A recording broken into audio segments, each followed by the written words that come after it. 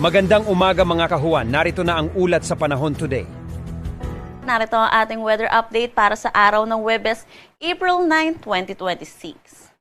Patuloy na ridge of high pressure area ang nakakaapekto dito sa may northern at central Luzon. Ito yung nagdadala po ng mainit at maalinsangan na panahon at mga bababa na tsansa ng mga pag-ulan. Meron tayong minomonitor na bagyo dito sa labas ng ating Philippine Area of Responsibility. Tropical Depression Category at huling namataan sa layong 2,880 kilometers east ng northeastern Mindanao. May taglay na lakas na hangin na 55 kilometers per hour at pagbugso na umaabot ng 70 kilometers per hour. Mabagal itong kumikilos sa direksyon na kanluran.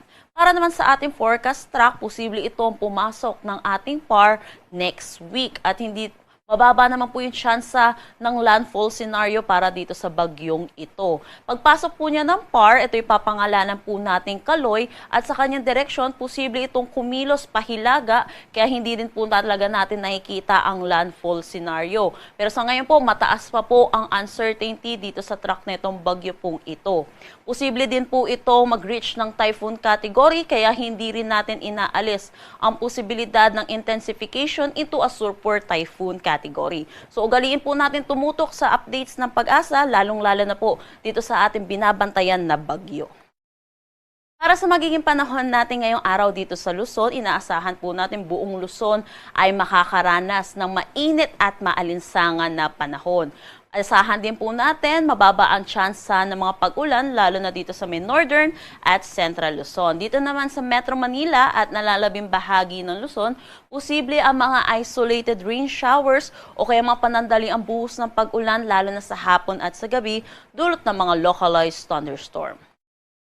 Agwat ng temperatura para sa Metro Manila, 22 to 34 degrees Celsius, Lawag, 24 to 33 degrees Celsius. For Tuguegarao, 24 to 36 degrees Celsius, Baguio, 16 to 26 degrees Celsius. For Tagaytay, 21 to 32 degrees Celsius, at Legazpi, 25 to 33 degrees Celsius. Gayon din dito sa may Palawan, buong Visayas at Mindanao, asahan din po natin ang mainit at maalinsangan na panahon. So, posible rin po yung mga isolated rain showers o kaya mga localized thunderstorm lalo na po sa hapon at sa gabi. Agwat ng temperatura para sa Calayan ay nasa Puerto Princesa, 26 to 33 degrees Celsius.